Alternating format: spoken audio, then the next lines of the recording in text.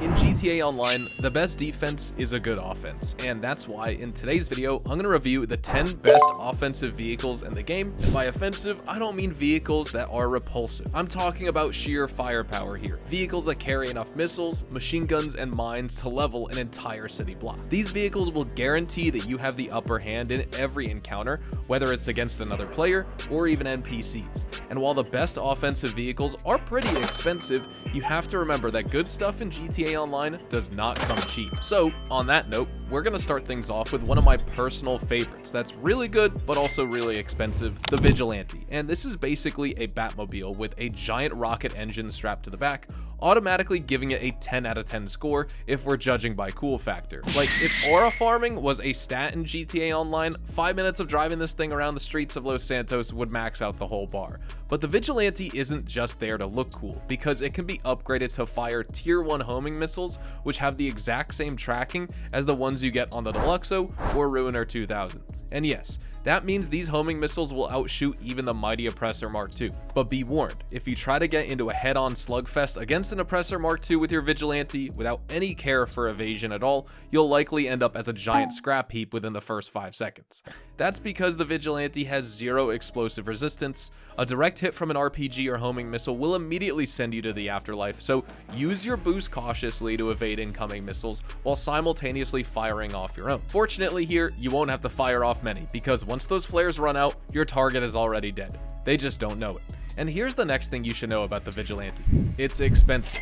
Not just because the car itself costs $3.7 million on war stock, but also because you need an MOC or an Avenger to upgrade this thing with homing missiles. And in order to own an MOC, you need a bunker first. So in total, you'll be spending over $8 million if you want a Vigilante with the missiles.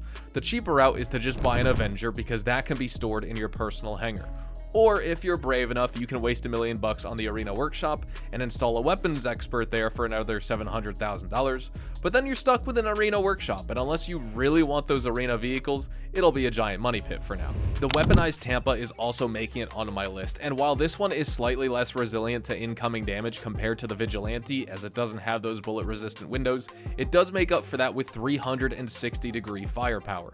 Quite literally, because you get a twin minigun turret on the roof that rotates all the way around with some pretty decent elevation as well, so you can even hit aerial targets like helicopters. And if someone sneaks up from behind you, you can drop some proximity mines on them, or better yet, you can treat them to the dual rear firing mortars.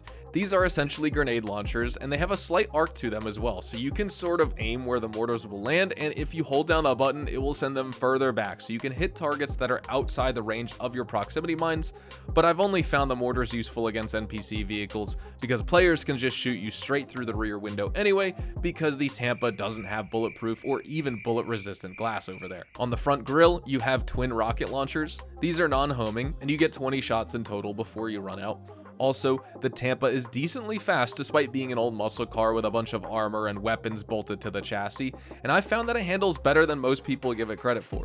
It's not going to win you races or anything like that, and it probably won't outrun a guy in an Ocelot Virtue as he rushes towards you with a sticky bomb attached to his arm, ready to blow you into pieces. However, you can shoot through the Virtue's windshield glass and snipe him with your minigun turret if you're fast enough, so there's that. Next, we've got the Insurgent Pickup Custom, and this one's a squad special because it can accommodate up to 9 players. It has seats in the front, seats in the back, and seats in the bed of the truck. Then you have the giant 50 cal heavy machine gun up top, which will rip a hole through space and time.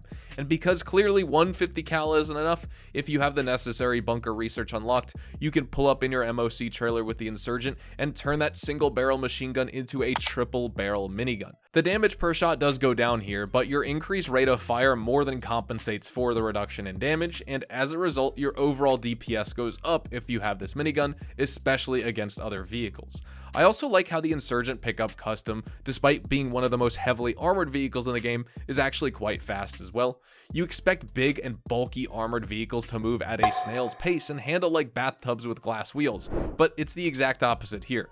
With this truck, it'll hit a very respectable 98 miles an hour, and it can take turns without face planting into the nearest lamppost, which makes it a far superior choice than something like the Duke of Death if you're expecting to get into trouble with your squad.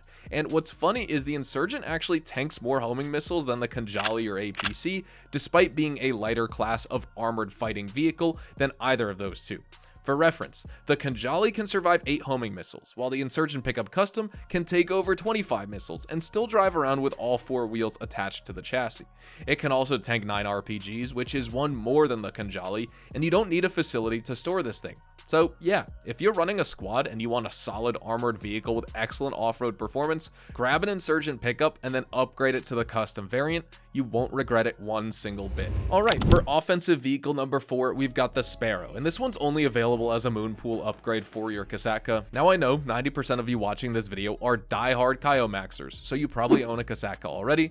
So go ahead and spend that extra $1.8 million on a Sparrow if you have not already. It's one of the fastest helicopters in the game, and it can be summoned anywhere from the service menu, and if it's destroyed, you can just request a new one in 2 minutes. The nimble handling of the Sparrow combined with its excellent climb rate make it the perfect light helicopter for PvE missions and even public free roam lobbies if you're in Los Santos, because this helicopter can weave between buildings and hide in spots where most large attack helicopters can't go. It doesn't have the absolute best homing missiles, but what it does have is an infinite supply of them, with next to no cooldown between each shot, so if you're persistent enough, you will destroy your target eventually.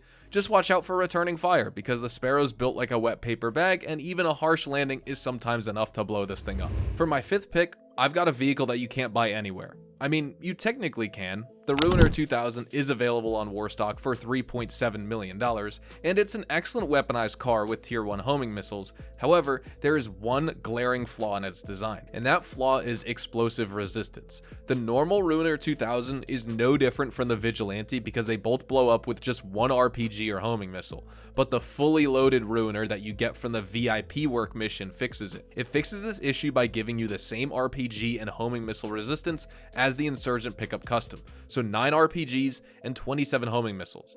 But then it goes ahead and adds a missile lock-on jammer, a jump button with a parachute for gliding, and a top speed of 119 miles an hour, all with the handling of a sports car. So to summarize here, the fully loaded Ruiner 2000 is basically invincible, and the only real weakness it has is the windows, which are neither bullet resistant nor bulletproof. So if you've got a fully loaded Ruiner 2000 on your tail, you can either avoid it or run out the timer, which is certainly doable if you have an aircraft or a faster car.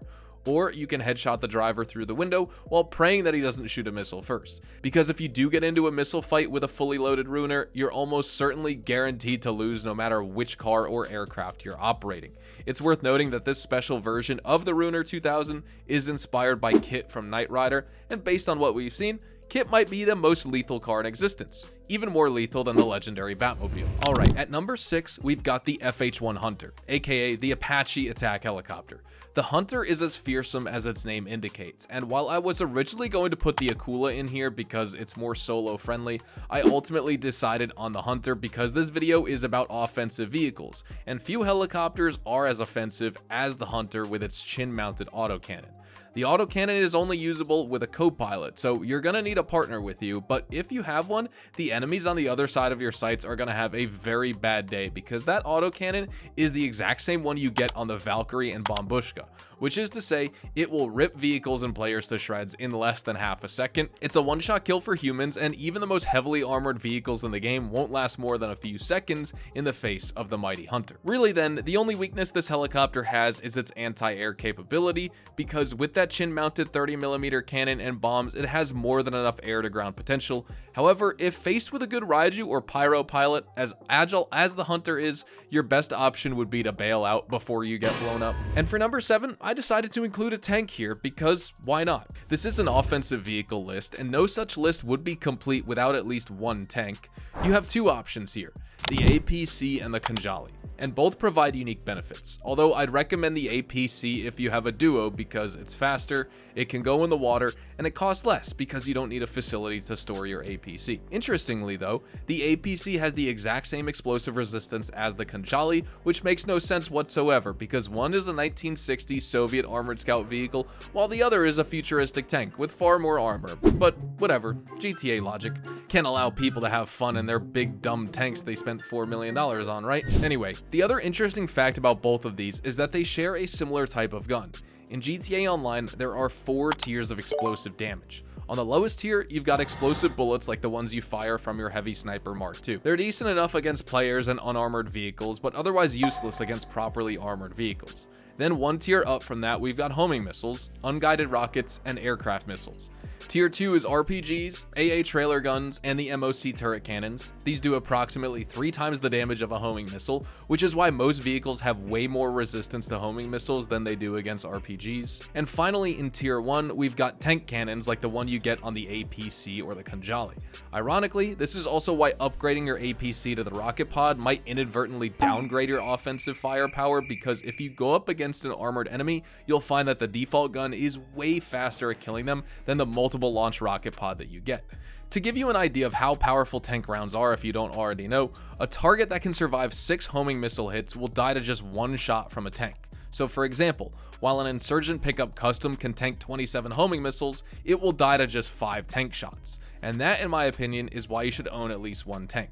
Kunjali if you're solo, because you don't need a passenger to operate the turret, and APC if you have a duo because it's faster and has the same level of firepower as well as armor. At number 8, we've got the infamous B11 Strike Force, aka the A10 Warthog. Unfortunately though, it doesn't have the iconic Birth soundtrack to go along with that explosive autocannon, and it's an even bigger shame that the autocannon on this aircraft fires at a slower rate than the guns on the Laser and the Hydra, but that's still plenty fast for mowing down enemy aircraft, and the B11 can also fire off salvos of homing missiles with 0 pause. And when you combine that with this thing's exceptional turn rate, it makes it a nightmare to dogfight. But if you want the absolute ultimate vehicle in aerial supremacy, you have to go with a Raiju, because it essentially combines the best parts of a Laser and Hydra into one jet. Okay, your new autocannon isn't quite as fast as the one on the Laser, and the price is pretty steep, but in terms of value, the Raiju is just hard to beat.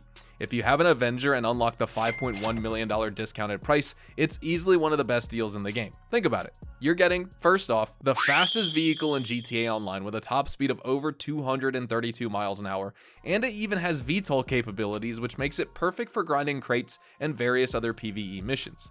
Secondly, the Raiju comes with a stealth mode, which takes it off the radar, making it perfect for ambush attacks on other players who are trying to harass you on your cargo in public lobbies. There is no better aircraft for hit and run attacks in the entire game, except for maybe the Oppressor Mark II, which unfortunately is the ultimate hit and run machine in GTA Online, owing to its tiny size and the fact that you can call it in like any other bike, right next to you. There is no place the Oppressor Mark II can't reach, and because it's such a tiny target and turns really fast, you'll have a hard time aiming at it with your heavy sniper or railgun, and that makes it the ultimate griefing tool, even though Rockstar has nerfed it twice. First with the price increase, and then again with the missile tracking nerf.